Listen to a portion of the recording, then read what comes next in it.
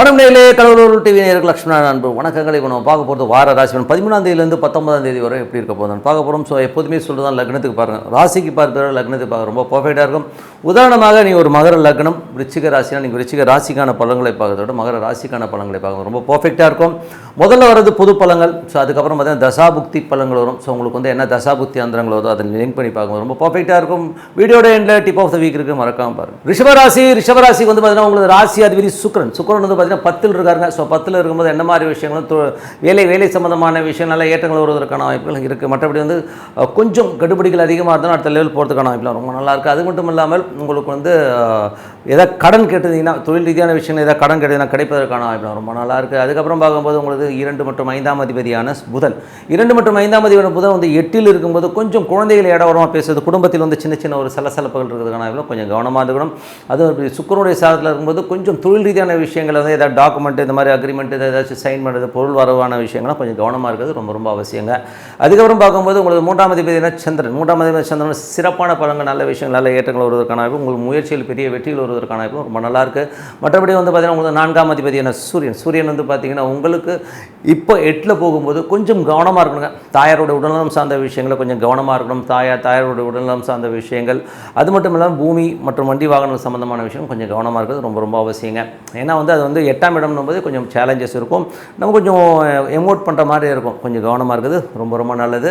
அதுக்கப்புறம் பார்க்கும்போது உங்களுக்கு 5ஆம் அதிபதியான புதன் வந்து பார்த்திங்கன்னா 8 இருக்கும்போது கொஞ்சம் கவனம் தேவை. ஏன்னா வந்து தேவையில்லாத தொழிலில் வந்து பெரிய ரிஸ்க் எடுக்கிற மாதிரி விஷயங்கள் இருக்கும். தேவையில்லாத ஒரு விஷயத்தில் போய் தலையிட்டு அதுக்கு பெனால்ட்டி கட்டுற மாதிரி விஷயங்களாக இருக்கணும், கொஞ்சம் கவனமாக இருக்கணும். மற்றபடி ஆன்மீக சிந்தனை, ஆன்மீக ஆராய்ச்சிகள்லாம் வந்து சிறப்பான பலன்களை கண்டிப்பாக கொடுத்துருங்க. குழந்தைகள் வந்து கொஞ்சம் எதிர்த்து பேசுறது, குழந்தைகளோட ஆக்டிவிட்டீஸ் வந்து நம்ம கொஞ்சம் நெகட்டிவாக போகிற மாதிரி ஃபீலை கண்டிப்பாக ஏற்படுத்தும். அதை மட்டும் கொஞ்சம் பார்த்துருந்தது நல்லது. அதுக்கப்புறம் பார்க்கும்போது 6ஆம் அதிபதியான சுக்கிரன் வந்து பார்த்தீங்கன்னா உங்களுக்கு 10 இருக்காருங்க. ஸோ 10 இருக்கும்போது தொழில் ரீதியான விஷயங்கள் கடன்கள் கேட்டீங்கன்னா கண்டிப்பாக கிடைப்பதற்கான ரொம்ப சிறப்பாக இருக்குது. மற்றபடி வந்து நல்ல ஒரு வளர்ச்சியை கண்டிப்பாக ஏற்படுத்துங்க. அதுக்கப்புறம் பார்க்கும்போது உங்களுக்கு 7ஆம் அதிபதி செவ்வாய் வந்து பார்த்தீங்கன்னா 3 வந்து நீச்சமாக இருக்கும்போது கொஞ்சம் கவனம் தேவை. ஏதாச்சும் சின்ன அவப்பெயர்கள், நம்மளுடைய கேரக்டர் மேலே யாராச்சும் தப்பாக பேசுகிற மாதிரி விஷயங்கள், சந்தேகங்கள் வரதுக்கான வாய்ப்பு இருக்கிறனால கணவன் மனைவி நோட்டில் அதெல்லாம் கொஞ்சம் அவாய்ட் பண்ணிக்கிறது ரொம்ப நல்லது. மற்றபடி 8ஆம் அதிபதியான குரு வந்து பார்த்தீங்கன்னா ராசியிலே இருக்கும்போது மூத்த சகோதர நண்பர்கள் கொஞ்சம் அவப்பெயர் இருக்கலாம், கொஞ்சம் சோம்பேறித்தனம் அதிகமாக இருக்கிற மாதிரி ஃபீலை கண்டிப்பாக ஏற்படுத்தும். ஸோ அதனால் வந்து நெகட்டிவ் தாட்ஸ்லாம் போனால் ஒரு நல்ல ஒரு மெடிடேஷன் பண்ணுறது ரொம்ப நல்லதுங்க. மற்றபடி வந்து உங்களுக்கு 9ஆம் அதிபதி 10 இருக்கும்போது வெளிநாடு சார்ந்த விஷயங்களில் வந்து பெரிய லாபங்கள், தந்தை சார்ந்த உறவுகளையும் நல்ல லாபங்கள் வரதுக்கான வாய்ப்புலாம் ரொம்ப நல்லா இருக்குங்க. ஸோ 10ஆம் அதிபதி ஆட்சி பலத்தோடு இருக்கிறது சிறப்பான பலன்கள்.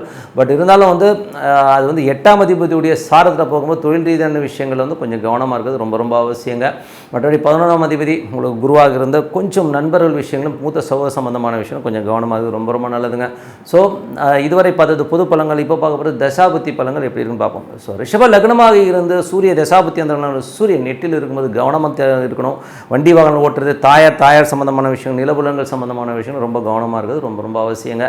ரிஷப லக்னமாக சந்திர தசாபுத்தி அந்த நல்ல பலன்கள், நல்ல ஏற்றங்கள், நல்ல லாபங்கள் வருவதற்கான ரொம்ப சிறப்பாக இருக்குது. ரிஷப லக்னமாக இருந்து செவ்வாய் தசாபுத்தி அந்த செவ்வாய் வந்து பார்த்திங்கன்னா உங்களுக்கு 3 நீச்சமாக இருக்குங்க. ஸோ அது வந்து என்ன மாதிரி விஷயங்களும் கணவன் மனைவிகளோட தேவையில்லாத சந்தேகங்கள், அதனால் வந்து கொஞ்சம் வந்து அசிங்கமாக பேசுறது இது மாதிரி விஷயங்கள் இருக்கும். கொஞ்சம் கவனமாக வச்சுங்க. மொபைல்லாம் நோண்டி பார்ப்பாங்க. ஸோ அதெல்லாம் கொஞ்சம் கேர்ஃபுல்லாக இருக்குது ரொம்ப நல்லது. அவப்பெயர் வருவதற்கான வாய்ப்புகள் ரொம்ப பார்த்து நடந்துக்கணும். அது கணவன் மனைவிக்கு நடுவில் வரும், அதனால் பார்த்து இருந்துக்குங்க. மற்றபடி வந்து பார்த்திங்கன்னா ரிஷப லக்னமாக இருந்து உங்களுக்கு வந்து ராகு தேசா. ஸோ ராகு தேசாபுத்தி அந்தரங்கள் நடக்கும். ராகு 11 இருந்த சனியோட தொழில் ரீதியான விஷயம் நல்ல ஏற்ற நல்ல லாபங்கள் வருவதற்கான ரொம்ப நல்லா இருக்குது. அதுக்கான பிரயாணங்கள் நிறைய பண்ணுற மாதிரி விஷயங்கள்லாம் நல்லாயிருக்கும். ஸோ ரிஷப லக்னமாக இருந்து குரு தேசாபுத்தின்னு குரு வந்து 8ஆம் அதிபதி ராசியில் இருக்கும்போது தேவையில்லாத ஒரு நெகட்டிவிட்டி வரும், நம்மளை தேடி வந்து எவனாச்சும் வந்து வம்புழுப்பானுங்க. ஸோ அதெல்லாம் வந்து கொஞ்சம் பார்த்து நடந்தது ரொம்ப நல்லது. அது மட்டும் இல்லாமல் நமக்கு ஒரு சோம்பேறித்தனத்தை கொடுக்கும். வக்கரமான கிரகங்கள் வந்து அப்புறம் நாளைக்கு பார்த்துக்கலாம் ஒரு போஸ்ட்பான் பண்ணுற மாதிரி விஷயங்கள் இருக்கும். ஸோ அதனால் கொஞ்சம் கவனமாக இருந்துக்குங்க. ரிஷப லக்னமாக இருந்து சனி தேசாபுத்தின சனி வந்து 9ஆம் அதிபதி 10 இருக்கும்போது தொழில் ரீதியான விஷயம் நல்ல லாபங்கள், நல்ல ஏற்றங்கள் வருவதற்கான வாய்ப்பு இருந்தாலும் அகலக்கால் வைக்காமல் இருக்கிறது ரொம்ப நல்லது. நமக்குன்னு ஒரு லிமிட்ஸ் வச்சுக்கிட்டு இருக்கிறது ரொம்ப நல்லதுங்க.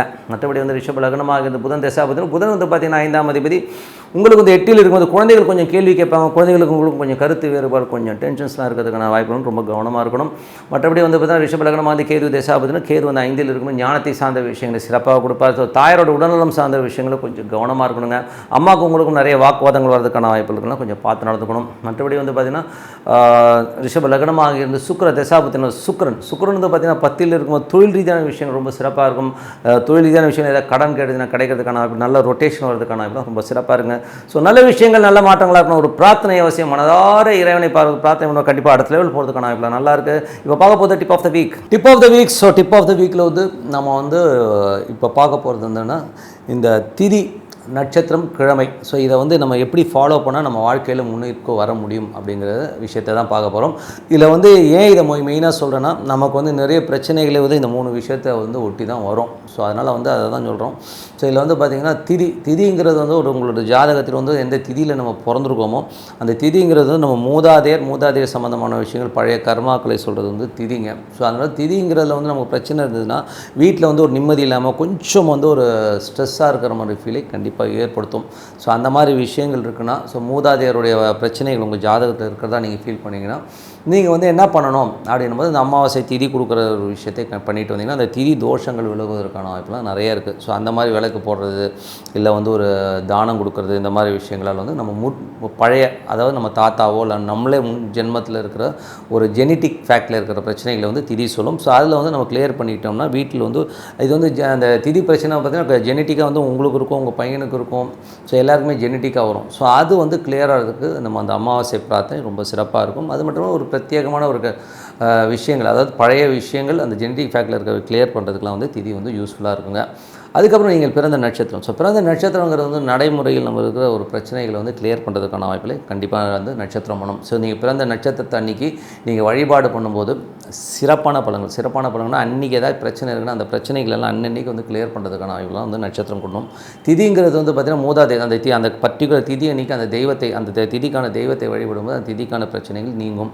அதே மாதிரி நட்சத்திரத்துக்கான தெய்வத்தை வணங்கும் போது அந்த நட்சத்திர கிழமை, அதாவது என் நட்சத்திரம் வர அன்னைக்கு வந்து நீங்கள் வந்து வழிபாடு பண்ணும்போது சிறப்பான பலன்கள், அதாவது அன்றைக்கி இருக்கிற பிரச்சனைகள் தீர்வதற்கான வாய்ப்புலாம் ரொம்ப நல்ல. கரண்ட்டில் வந்து எனக்கு இந்த பிரச்சனையாக இருக்குது, இது சால்வ் ஆனால் போதும்னு நினைக்கிறோன்னா அது சால்வ் ஆகிறதுக்கான வாய்ப்புலாம் ரொம்ப நல்லாயிருக்கு.